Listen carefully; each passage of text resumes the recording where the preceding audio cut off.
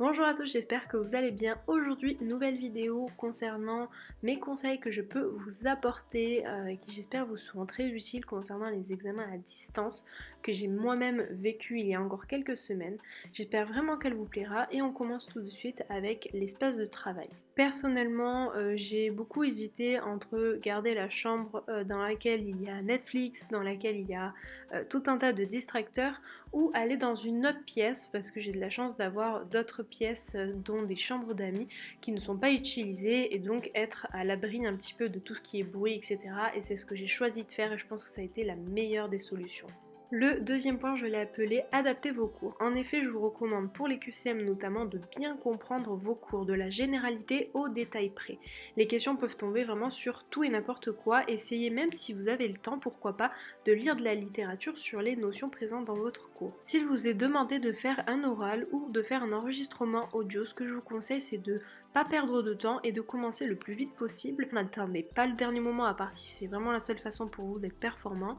Pour éviter de perdre du temps, je vous conseille vraiment au préalable sur l'ordinateur ou sur un papier d'écrire tout ce que vous comptez dire dans l'enregistrement. Après ça dépend j'imagine de l'oral ou de l'enregistrement, mais bon, encore plus pour les oraux, essayez vraiment de préparer ça au préalable, pourquoi pas de l'apprendre pour être encore plus présentable lorsque vous allez vous filmer pour présenter votre oral. Et lorsque vous êtes prêt, vous pouvez commencer à filmer. Voyez là par exemple sur l'ordinateur, je mettais mon dictaphone, donc j'enregistrais ma voix et en même temps j'avais le support, donc ça c'est top. Filmer ou enregistrer dans un moment de la journée où c'est relativement calme chez vous, vous ne serez pas dérangé, par exemple le soir quand tout le monde dort, ou à l'inverse le matin très tôt. En tout cas, soyez à l'aise, ce n'est qu'un enregistrement, vous avez toujours la possibilité de refaire si nécessaire, donc pas de panique.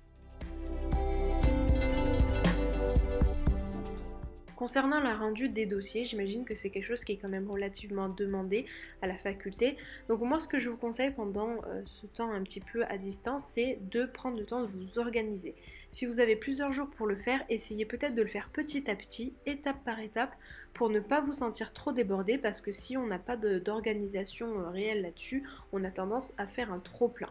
Je vous conseille aussi de prendre le temps de vous relire. La partie qu'on a souvent le moins envie de faire, c'est justement de se relire et pourtant c'est important. Moi je vous conseille deux relectures, une concernant la cohérence du dossier, est-ce que je réponds vraiment à la problématique, et une deuxième sur les fautes d'orthographe. Ensuite mon prochain conseil c'est celui de préparer par exemple vos fichiers. Si vous avez des questions à rendre par mail, préparez votre fichier avec tout ce que j'ai écrit juste dans la vidéo, le numéro étudiant, la date, le nom, etc., le nom de l'enseignant.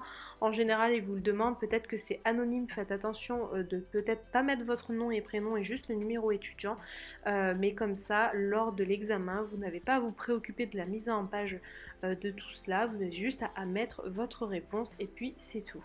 Je suis allée jusqu'à rédiger le mail que j'ai enregistré dans mes brouillons, c'est-à-dire que dès que j'avais terminé de répondre aux questions, si j'avais par exemple jusqu'à 16h pile pour l'envoyer, je n'avais pas à me préoccuper de tout le discours que j'allais mettre dans le mail. Autre chose aussi, c'est vous familiariser avec la plateforme. Si vous passez des examens sur une plateforme, moi j'ai été amenée à faire un QCM sur une plateforme, il y a tout un tas d'explications de guides étudiants, mais aussi des exercices d'entraînement pour vous aider, donc essayez de regarder ça avant de commencer l'examen. Arrivé à quelques jours de l'examen, ce que je faisais, alors ça pouvait m'arriver de le faire la veille, c'est de ranger et organiser mon bureau. Alors bien sûr vous n'êtes pas obligé de le faire, je sais qu'il y a beaucoup de personnes qui arrivent beaucoup mieux à réviser dans un espace, dans un bureau qui est plus désorganisé, ce qu'on qualifie de désorganisé. Moi personnellement j'aime bien pouvoir ranger et pouvoir retrouver à portée de main tout ce que j'ai besoin, donc du coup je laissais mon weekly planner, une feuille avec un stylo, ma bouteille d'eau, des mouchoirs et un petit coussin aussi, on n'y pense pas mais c'est assez important, et comme ça j'étais parée pour mon examen et je me sentais totalement prête.